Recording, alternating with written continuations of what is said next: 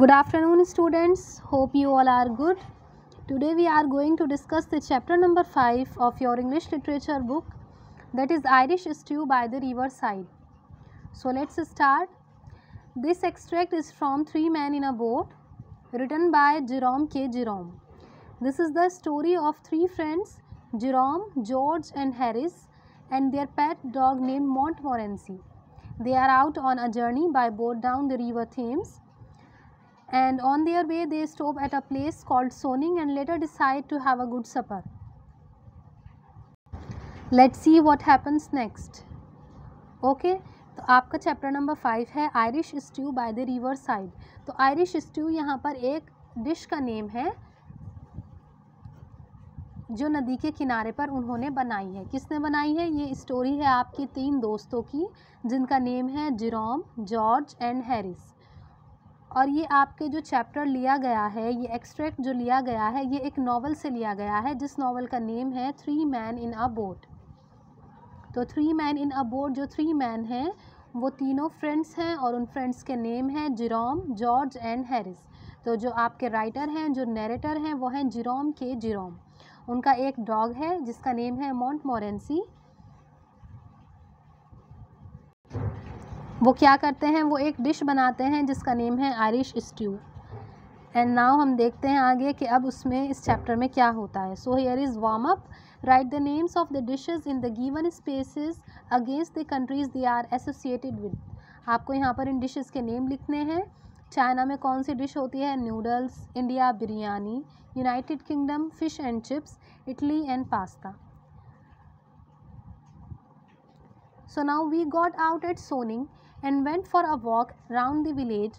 If you stop at Sonning, put up at the Bull behind the church. It is a veritable picture of an old country inn with a green square courtyard in front, where on seats beneath the trees, the old man gathered to gossip over village politics. अब Jerome के Jerome जो हमारे narrator हैं, जो एक दोस्त हैं तीनों दोस्तों में से, वो अपनी स्टोरी बता रहे हैं कि जब वो तीनों दोस्त मिलकर एक जगह पर घूमने गए फिर उन्होंने क्या किया. तो वो क्या कहते हैं? सोनिंग यहाँ पर एक प्लेस का नेम है. वो कहते हैं कि हम जब सोनिंग के लिए निकले तो हमने क्या किया? विलेज में थोड़ी बहुत हमने चहलकदमी की. अगर आप सोनिंग पर रुकते हो तो चर्च के पीछे आपको क्या नज़र आता है? बुल. बुल यहाँ पर B, you can see that B, bull start with capital letter B. तो it is a proper noun. ये प्रॉपर नाउन है हमारा. तो बुल यहाँ पर क्या है? A small hotel in a village और अ स्मॉल टाउन. बुल कह सकते हैं हम यहाँ पर. एक कंट्री इन है. कंट्री मीन्स कि एक विलेज में कोई छोटा सा होटल, उसका नेम है यहाँ पर बुल. तो वह कहते हैं कि अगर आप सोनिंग पर रुकते हैं तो आपको चर्च के पीछे बुल नज़र आएगा, एक छोटा सा होटल नज़र आता है. और ये एक वेरिटेबल पिक्चर है. वेरिटेबल यहाँ पर एडजेक्टिव है. वेरिटेबल पिक्चर है पुराने कंट्री इन की, यानी कि जो एक पुराना गांव है उसमें एक छोटा सा होटल है, उसमें एक बिल्कुल सच्ची पिक्चर नज़र आती है बुल की. एक छोटा सा होटल है वहाँ पर जो बहुत हरा भरा है, जिसका जो कोर्टयार्ड है वो स्क्वायर शेप में है, कि एक चौकोर आंगन नज़र आता है सामने, और उसमें पेड़ के नीचे कुछ सीट्स लगी हुई हैं जहाँ पर गांव के बड़े बुज़ुर्ग आदमी बैठे हुए हैं और वो पॉलिटिक्स के ऊपर बातें कर रहे हैं, राजनीति के ऊपर वो अपनी बातें कर रहे हैं. तो एक तरह से वहाँ की सेटिंग दिखाई गई है कि किस तरह का वहाँ पर सीन है. कहाँ पर? सोनिंग पर. Now we roamed about sweet Sonning for an hour or so, and then it being too late to push on the past reading, we decided to go back to one of the Shiplake Islands and put up there for the night. हम sweet सोनिंग में कोई लगभग 1 घंटे तक घूमते रहे. जो खूबसूरत सोनिंग है जगह, वहाँ पर हम 1 घंटे तक घूमे. और क्योंकि अभी it being too late to push on the past Reading. Reading means a large town in England. England का एक बड़ा टाउन. यहाँ पर रीडिंग का मतलब है, रीडिंग का मतलब पढ़ना नहीं है, यहाँ पर एक टाउन का नेम है रीडिंग. तो ये क्या कहते हैं? We decided to go back. अभी रीडिंग मतलब अभी टाउन में जाने में अभी काफ़ी देर थी, तो हमने क्या डिसाइड किया कि हम शिपलेक आइलैंड पर वापस चले जाते हैं और वहाँ पर हम अपनी रात गुजारते हैं. कि जब तक हम उस टाउन में जाते तो बहुत ज़्यादा देर हो जाती, यानी कि अब वहाँ पर जाने का वक्त नहीं रहा था. तो इसलिए हमने ये डिसाइड किया कि हम शिपलेक आइलैंड पर वापस चले जाते हैं और अपनी रात हम वहीं पर गुजारेंगे. It was still early when we got settled, and George said that as we had plenty of time, it would be a splendid opportunity to try a good slap-up supper. क्योंकि सोने के लिए अभी बहुत जल्दी थी, मतलब बहुत ज़्यादा गहरी रात नहीं हुई थी, तो इसलिए हमने ये डिसाइड किया कि अभी तो हम सोएंगे नहीं. When we got settled, settled means कि वो सोने के लिए तैयारी करते, तो अभी इतनी रात नहीं हुई थी. तो जॉर्ज ने कहा कि अभी हमारे पास बहुत सारा वक्त है और हमारे पास एक बहुत ही स्प्लेंडेड अपॉर्चुनिटी है, एक्सीलेंट अपॉर्चुनिटी है क्या करने के लिए कि हम एक रात का जो हमारा डिनर है, रात का जो हमारा खाना है, हम उसको ट्राई करते हैं. मीन्स हम कुछ इतने बना लेते हैं. He said he would show us what could be done up the river in the way of cooking and suggested that with the vegetables and the remains of the cold meat and general oats and ends, we should make an Irish stew. उसने कहा कि वो दिखा सकता है कि हम river के ऊपर भी कुकिंग कर सकते हैं. मीन्स जॉर्ज कहता है कि मतलब मैं बता सकता हूँ कि हम रिवर के पास भी हम कुकिंग कर सकते हैं. और उसने हमें सजेस्ट किया क्या कि जो हमारे पास में वेजिटेबल्स है, जो हमारे पास मीट है, या जो हमारे पास और जितना भी सामान है, हम उन सारे सामान से मिलाकर आयरिश स्ट्यू बनाने चाहिए हमें. तो अब यहाँ से आयरिश स्ट्यू की रेसिपी स्टार्ट होती है कि उन्होंने आयरिश स्ट्यू कैसे बनाया. It seemed a fascinating idea. George gathered wood and made a fire, and Harris and I started to peel the potatoes. ये बहुत ही एक दिलचस्प आइडिया था कि जब चलो नींद का भी टाइम नहीं हुआ है तो डिनर ही बना लेते हैं. ये बहुत ही अच्छा आइडिया था. जॉर्ज ने लकड़ी इकट्ठी की और उसने आग जलाई. हैरिस और मैंने क्या किया, पोटैटोज़ को पील करना स्टार्ट किया. पोटैटोज़ को छीलना हमने शुरू किया. I should never have thought that peeling potatoes was such an undertaking. और मैं कभी भी नहीं सोच सकता था कि पोटैटोज़ को छीलना एक तरह से अंडरटेकिंग हो सकता है, कि एक कोई बहुत बड़ा प्रोजेक्ट बन सकता है. अब उनके लिए प्रोजेक्ट कैसे बनेगा ये देखते हैं कि कैसे उनको लगता है कि ये एक प्रोजेक्ट की तरह वर्क करना है. The job turn out to be the biggest thing of its kind that I had ever been in. वो कहते हैं कि जब जितनी भी जॉब्स मैंने आज तक अपनी लाइफ में की थी, उसमें सबसे ज़्यादा बड़ी जॉब यही थी. क्या थी? पीलिंग दी पोटैटोज़ को छीलना सबसे बड़ी जॉब उनको लग रही थी. We began cheerfully, one might almost say skittishly, but our light-heartedness was gone by the time the first potato was finished. अब हमने शुरुआत की, बहुत खुशी हमने शुरुआत की कि चलो भाई डिनर बनाते हैं. बहुत ज़्यादा एक्साइटेड हैं कि अब हम डिनर बनाएंगे, पोटैटोज़ को छीलेंगे. तो उन्होंने बहुत ही ज़्यादा चीयरफुली बिगनिंग की अपनी. और फिर क्या हुआ, जो उनका हल्का दिल था वो जैसे जैसे वक्त गुज़रता गया, इसी तरह से उनकी जो खुशी थी वो ख़त्म होती चली गई जो उन्होंने स्टार्ट की थी. क्योंकि उन्होंने बहुत सीरियस होकर स्टार्ट नहीं किया था. Skittishly means in a way that is not very serious. उन्होंने कोई ऐसे नहीं किया था कि बहुत ही सीरियस काम हमें करना है, इस तरह से उन्होंने कोई वर्क स्टार्ट नहीं किया था. उन्होंने खुशी अपना वर्क स्टार्ट किया था. लेकिन जैसे जैसे टाइम गुज़रता गया, उनका जो बहुत ही लाइट हार्टेडनेस थी, जो बहुत ही हल्का दिल था, खुशी वाला दिल था, वो ख़त्म होता चला गया. और कब हो गया? जब उन्होंने पहला पोटैटो फिनिश कर दिया. The more we peeled, the more peel there seemed to be left on. By the time we had got all the peel off and all the eyes out, there was no potato left, at least none worth speaking of. तो जितना ज़्यादा हम छीलते थे उतने ही ज़्यादा और छीलना बाकी रह जाता था. यानी कि इतना काम तो हम कर रहे थे और फिर ऐसा लग रहा था कि अभी तो और बहुत ज़्यादा छीलने हैं. By the time we had got all the peel off, तो फिर जिस टाइम हमने सारे पोटैटोज़ को छील दिया, जिस टाइम हमने देख लिया बिल्कुल कि हाँ भाई बस अब तो काम ख़त्म हो गया है, एक भी पोटैटो नहीं बचा था, तो तब हमारी कंडीशन कैसी हो गई थी कि हम एक दूसरे से बोलने के काबिल नहीं रहते. हमारा बिल्कुल दिल नहीं चाह रहा था कि हम एक दूसरे से बोले. तो इतना थका देने वाला काम उनको लगा था क्या करना, सिर्फ जब वो पोटैटो को पील आउट कर रहे थे, जब उसे छील रहे थे. George came and had a look at it. It was about the size of a peanut. अब जब जॉर्ज वापस आया, क्योंकि जॉर्ज क्या कर रहे थे, जॉर्ज तो लकड़ी ढूंढ रहे थे, फिर उसमें आग लगा रहे थे, आग जला रहे थे. तो जब जॉर्ज वापस आया, उन्होंने हमारी तरफ एक लुक किया, एक नज़र डाली. तो उन्होंने क्या देखा, जो छिले हुआ पोटैटो था वो कितने थे, उसका साइज़ हो गया था पीनट जैसा, एक मूंगफली जैसा. अब पोटैटो बचा था नहीं. उन्होंने इतना मोटा छीला था कि इतना बड़े पोटैटो से जब उन्होंने पूरा उसको छील दिया, उसका साइज़ कितना रह गया, like a peanut. He said, उसने कहा, oh that won't do, you are wasting them, you must scrap them. Oh ऐसे तो नहीं करना था जैसे तुमने कर दिया, पोटैटो को इतना छीलेंगे कि सिर्फ एक वो पीनट जितना साइज़ रह जाए, तो ये तो गलत ही है ना। तो उन्होंने कहा कि तुम इसको बर्बाद कर रहे थे, इसको ऐसे नहीं करना, यू मस्ट स्क्रैप दैम, तुम्हें इसको स्क्रैप करना होगा। Okay, scrap means remove the skin with a sharp object, मतलब इसकी जो स्किन है, जो इसका छिलका है, वो कोई शार्प ऑब्जेक्ट से छीलो ताकि बहुत ही बारीक छिलका उतरे इसका। So we scrap them, that was harder work than peeling, तो इसलिए हमने स्क्रैप करना शुरू कर दिया बेचारों ने कि हम इसको स्क्रैप करते हैं अब। लेकिन उन्होंने क्या देखा, स्क्रैपिंग तो पीलिंग से भी ज़्यादा हार्ड वर्क है, ये तो और ज़्यादा मेहनत मांगती है। They are such an extraordinary shape potatoes, all bumps and warts and hollows. अब वो क्या कहते हैं कि पोटैटो की भी तो एक्स्ट्रा ऑर्डिनरी शेप है, कुछ अजीब ही शेप है बिल्कुल, क्योंकि अब वो अपनी गलती तो नहीं निकाल रहे हैं कि हमें छीलना नहीं आता, अब वो पोटैटोज़ की गलती निकालना स्टार्ट करते हैं कि इसकी भी तो बहुत ही एक्स्ट्रा ऑर्डिनरी शेप है, कोई कैसे छील सकता है इनको, कहीं से तो उठे हुए हैं ये, कहीं से ये होलो हैं, कहीं से इनके अंदर गड्ढा है, कहीं से इनके ऊपर ब्लैक कलर की कुछ लगा हुआ है, जो देखता है ना पोटैटोज़ के ऊपर ब्लैक कलर का लगा हुआ होता है, तो वो सारी कमियाँ जो हैं वो पोटैटोज़ में निकालते हैं एक बार। Warts mean small hard lumps that grow on skin, जो पोटैटोज़ के ऊपर ब्लैक कलर के छोटे छोटे निकल आते हैं वो उसे क्या बोलते हैं, watts. Now we worked steadily for 5 and 20 minutes and did 4 potatoes. We said we required the rest of the evening for scraping ourselves. अब वो बेचारे काम करते रहे मुस्तकिल तौर पर, स्टेडली मीन्स मुस्तकिल तौर पर, बिना रुके वो काम करते रहे। और उन्होंने कितनी देर काम किया, फॉर 5 and 20 minutes, 25 मिनट तक वो बेचारे बिना रुके काम करते रहे। और फिर इतनी देर में उन्होंने कोई 4 पोटैटोज़ छीले, 4 पोटैटोज़ को उन्होंने छीला।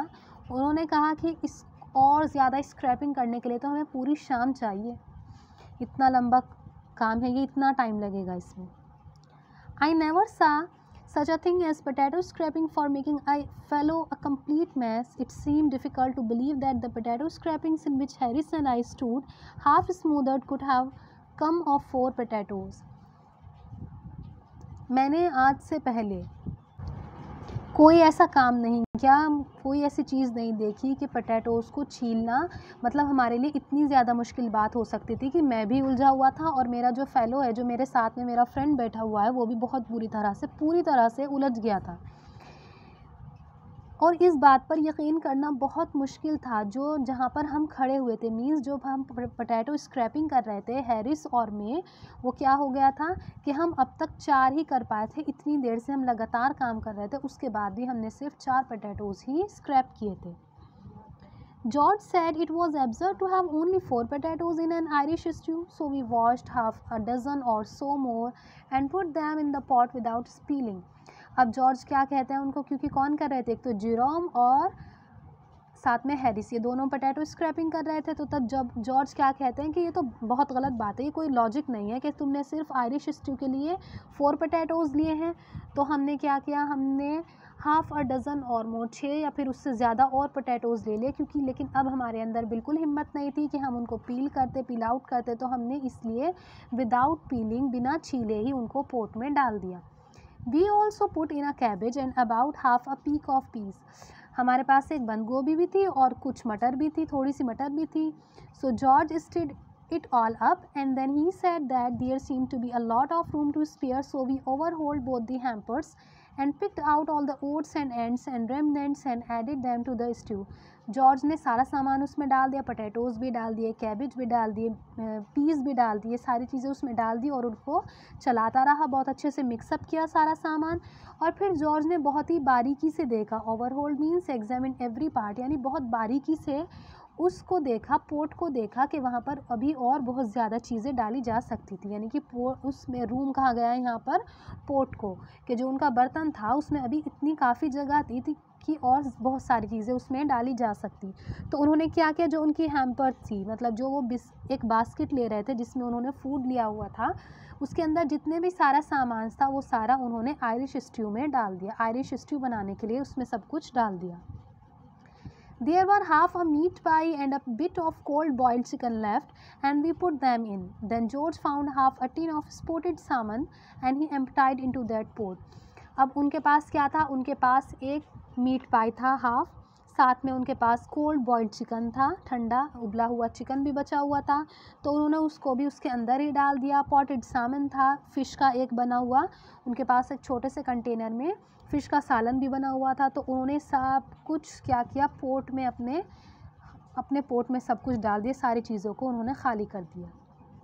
तो एक के बाद एक वो आयरिश स्ट्यू में जो भी उनके दिल में आया जा रहा है, चाहे वो उसकी रेसिपी है या नहीं है, वो सब कुछ आयरिश स्ट्यू में डालते जा रहे हैं। Now I forget the other ingredients but I know nothing was wasted. मैं ना, वो कहता है, मैं और चीज़ें भूल गया था कि उसमें क्या क्या सामग्री, क्या क्या चीज़ें और डलनी है, लेकिन फिर भी कुछ भी वेस्ट नहीं हुआ था। मतलब इतना सब कुछ डालने के बाद वो क्या कह रहे हैं कि मैं जो और सामान था वो मैं भूल गया हूँ, लेकिन फिर भी चलो कोई बात नहीं, जितना कुछ था वो तो डाल ही दिया है हमने। I remember that towards the end, Montmorency, who had evinced great interest in the proceedings throughout, strolled away with an earnest and thoughtful air, reappearing a few minutes later with a dead water rat in his mouth, which he evidently wished to present as his contribution to the dinner, whether in a sarcastic spirit or with a genuine desire to assist, I cannot say. तो अब वो क्या कहते हैं कि मुझे याद है बिल्कुल आखिर में मोंटमोरेंसी जो उनका डॉग है वो भी ना बहुत ज़्यादा इंटरेस्ट शो कर रहा था अपना, मतलब जो आयरिश स्ट्यू बन रहा था ऐसा लग रहा था कि डॉग भी बहुत ज़्यादा इंटरेस्ट शो कर रहा है कि ओ ये क्या बना रहे हैं, अच्छा ये चीज़ें डाल रहे हैं। तो जो बहुत ज़्यादा इंटरेस्ट शो कर रहा था डॉग, वो क्या करता है, strolled away with an earnest and thoughtful air. Stroll means walked in a slow, वो बहुत हल्के हल्के चलकर जाता है और ऐसा लगता है कि उसकी जो आसपास की हवा है ना वो भी बहुत ज़्यादा थॉटफुल है, मतलब वो बहुत सोचते हुए हल्के हल्के चल रहा है। और क्या होता है, थोड़ी देर बाद, कुछ ही मिनट बाद वो वापस आता है और अपने मुंह में एक वाटर रैट लेकर आता है। वाटर रैट एक एनिमल होता है रैट की तरह से जो पानी में स्विम कर सकता है, तो वो अपने मुंह में एक मरा हुआ वाटर रैट लेकर आता है। और जो किस बात का सबूत है, वो इस बात का सबूत है कि वो भी डिनर में कुछ कंट्रीब्यूट करना चाहता है, वो भी डिनर में कुछ देना चाहता है। और मैं नहीं जानता कि ये एक सरकास्टिक स्पिरिट थी या फिर उसकी एक जेन्युइन डिज़ायर थी, इसके बारे में मैं कुछ कह नहीं सकता हूँ। मतलब अब क्योंकि देखिए सभी कुछ ना कुछ डाल रहे थे, अब एक के बाद एक जो उन्हें चीज़ें नज़र आ रही हैं, कहीं कैबेज, कहीं मटर, पीज़, पोटैटो, जो कुछ भी उन्हें नज़र आ रहा है वो सब क्या कर रहे हैं, वो आयरिश स्ट्यू में मिक्सअप करते जा रहे हैं तीनों। तो अभी वो क्या कहते हैं कि मोंटमोरेंसी जो डॉग है वो बहुत ही इंटरेस्ट से देख रहा है कि ये सब क्या कर रहे हैं। तो उसके माइंड में एक थॉट आती है कि मैं भी क्यों ना, मैं भी डिनर में कुछ कंट्रीब्यूट करूं, मैं भी डिनर में कुछ सामान डलवा दूं। तो अब डॉग क्या ला सकता है, वो कोई एनिमल ही ला सकता है मरा हुआ, तो वो एक मरा हुआ एनिमल लाता है डॉग। और उसकी विश क्या होती है कि चलो भाई मैं भी आपको अपनी तरफ से डिनर में कुछ सामान दे रहा हूँ, लो आप भी इसको डाल दो इसके अंदर आयरिश स्ट्यू में। तो जो नैरेटर हैं वो कहते हैं कि मैं ये नहीं जानता कि भाई उसकी वाकई वो हमारी इसकी जीनियन डिज़ायर थी है, मतलब वो दिल से ये सब कुछ चाहता था, ये हमारे ऊपर तंज कर रहा था वो कि अच्छा इतना सब कुछ डाल ले लो, ये भी डाल दो, एक वाटर रैट भी डाल दो इसके अंदर, बस इसी की कमी थी। तो नैरेटर कहता है कि मैं इस बात को कुछ कह नहीं सकता हूँ। वी हैड अ डिस्कशन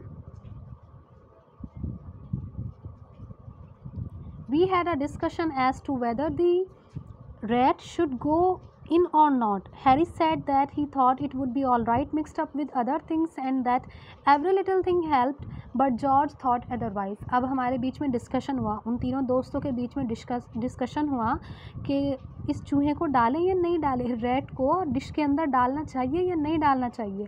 अब हैरिस अपनी थॉट प्रेजेंट करता है, वो अपनी सोच क्या कहता है, it would be all right, ये सही रहेगा, चलो मिक्सअप कर देते हैं और दूसरी चीज़ों के साथ ये रैट भी अपने आयरिश स्ट्यू में डाल देते हैं, क्योंकि हर छोटी छोटी चीज़ हेल्प करती है। मतलब कैबेज भी कोई ना कोई नया जायका लेकर आएगी, मटर भी नया जायका लेकर आएगी, तो रैट भी एक नया जायका ले आएगा, क्या हो गया, ये भी हमारी हेल्प ही कर देगी। लेकिन भाई जॉर्ज जो है ना वो थोड़ी सोच में पड़ जाता है कि आयरिश स्ट्यू में वाटर रैट, वो भी मरा हुआ, ओहो। He said he had never heard of water rats in Irish stew and he would rather be on the safe side and not try experiments. वो क्या कहता है भाई, वो अपनी, जब वो थोड़ा सा कंफ्यूज रहता है तो वो अपनी एक राय सामने रखता है कि मैंने तो कभी नहीं सुना है कि आयरिश स्ट्यू में वाटर रैट भी डलता होगा भाई, तो मैंने तो ऐसा कभी नहीं सुना है, तो इसलिए मैं तो सेफ़ साइड पर हूँ, मैं ये समझता हूँ कि ये डलना नहीं चाहिए और मैं कोई नया एक्सपेरिमेंट ट्राई करने वाला नहीं हूँ। हैरिस क्या कहता है, हैरिस को बहुत शौक़ है वाटर रैट खाने का, मरा हुआ रैट खाने का हैरिस को बहुत शौक़ है।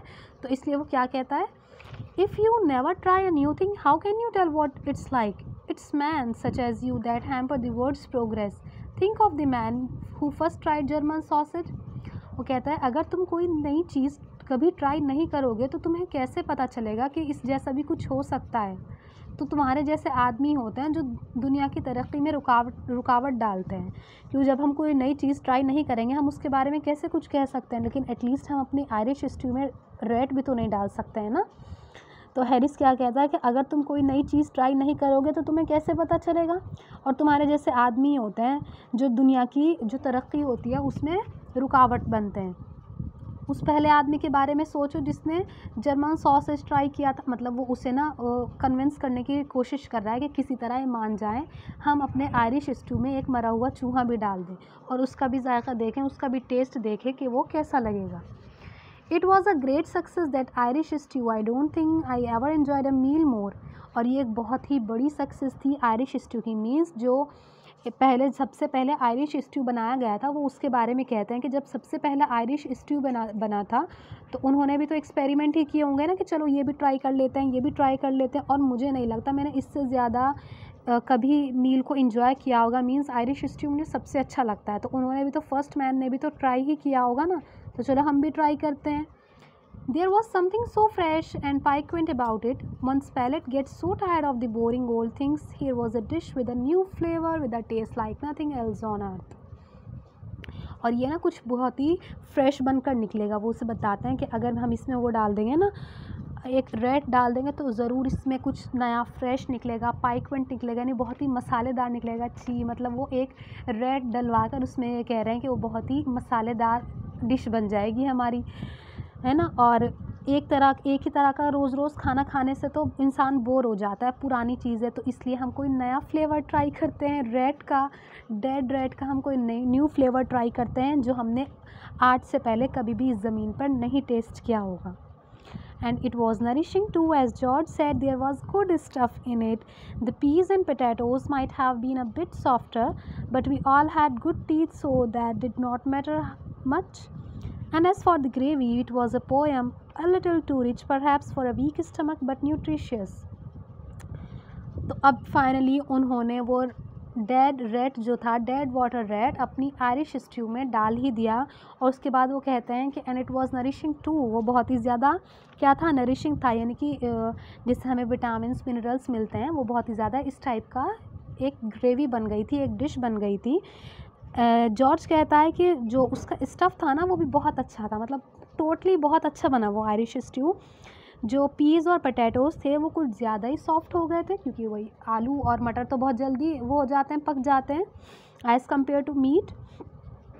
तो लेकिन हमारे अच्छे दांत हैं, हमारे बहुत अच्छे दांत थे, तो हमें कोई फ़र्क नहीं पड़ा कि ग्रेवी कैसी बनी है। यानी कि अगर वो जो वाटर रेड था, मरा हुआ चूहा जो था, अगर वो थोड़ा सख्त भी हो रहा था तो चलो कोई बात नहीं, हमारे अच्छे दांत हैं, हमने उसको खा लिया। और ये एक बहुत ही अच्छा डिश बनी थी, हम कह सकते हैं जैसे एक अच्छी पोयम होती है, हर तरह से रिच, हर तरह से उसमें बहुत अच्छी चीज़ें होती हैं, इसी तरह हमारी डिश भी बहुत अच्छी बनी हुई थी, और शायद एक हमारे वीक स्टमक के लिए बहुत अच्छी थी, जिसमें बहुत ज़्यादा प्रोटीन्स थे, विटामिन थे, वो बहुत ज़्यादा हमारे लिए न्यूट्रिशन मिल सके हमें उसमें से, मिनरल्स, विटामिन जिसे बोलते हैं, तो हमारे लिए एक बहुत ही न्यूट्रिशियस डिश साबित हुई। तो ये थे जेरोम ने जो एक नॉवल लिखा हुआ है, 3 मैन इन अ बोट, उसमें से आपका एक चैप्टर लिया गया है Irish stew by the river side. इसमें उन्होंने बताया कि जो कुछ उनको मिलता गया वो उन्होंने आयरिश स्ट्यू में ऐड कर दिया, यहाँ तक कि उन्होंने रेड को भी नहीं छोड़ा अपने आयरिश स्ट्यू में मिक्सअप करने से। Now question answers. What place is the bull mention in the first paragraph. First paragraph में जो बुल मेंशन किया गया वो कौन सा प्लेस है, मैंने आपको बताया था कौन सा प्लेस है वो। Here is your question answer. The Bull is a country inn located behind the church in Soning. एक country inn है वो, एक हम कह सकते हैं a hotel in a small town or in a village, जो कहाँ पर located है, behind the church in Soning. Soning एक place है, तो Soning में चर्च के पीछे बुल है। Where did the 3 friends decide to spend the night? उन तीनों दोस्तों ने कहाँ डिसाइड किया था कि हम रात गुजारेंगे? Shipwreck Island पर। शिप लेक आइलैंड पर। Describe the role played by each of the participants in making of the stew. Stew को बनाने में जो तीनों ने क्या रोल प्ले किया था? जॉर्ज ने वुड को गैदर किया था, फायर स्टार्ट की थी। हैरिस और जेरोम ने क्या टास्क लिया था? पीलिंग पोटैटोज़ का टास्क लिया था। फिर उसके बाद उन्हें क्या लगा था? बहुत ही ज़्यादा थका देने वाली वो उनकी जॉब थी और उन्होंने कोई भी ऐसा सामान उसमें डालने से नहीं छोड़ा था जो उनके पास हो। और आखिर में उन्होंने हर चीज़ अपने इंग्रेडिएंट्स के तौर पे आयरिश स्ट्यू में डालते चले गए थे। Here is your activity work. Pick out 5 adjectives and 5 verbs from chapter 5 Irish Stew by the Riverside. आपका चैप्टर है तो इसमें से आपको 5 adjectives and 5 verbs pick out करनी है। आप मतलब जो आपके चैप्टर है उस चैप्टर के अंदर बहुत सारी adjectives हैं, बहुत सारी verbs हैं, तो आपको उसी चैप्टर में से 5 verbs और 5 adjectives अपनी नोटबुक में लिखनी है।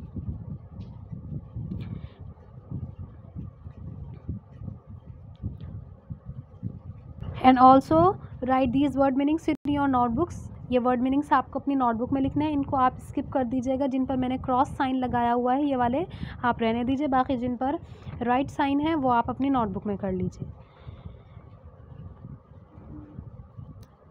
And here is your book work.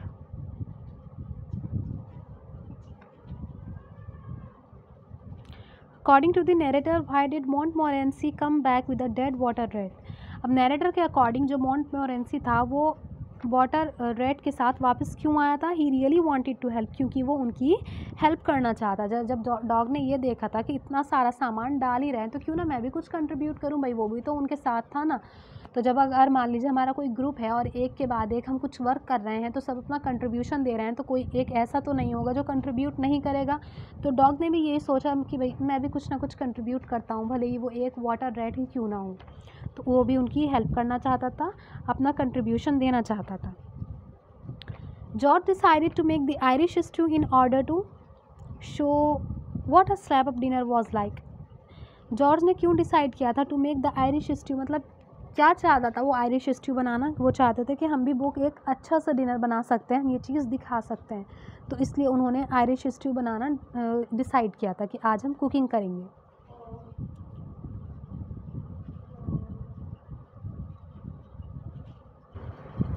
So this is all your chapter Irish Stew by the Riverside. I hope you enjoyed the video.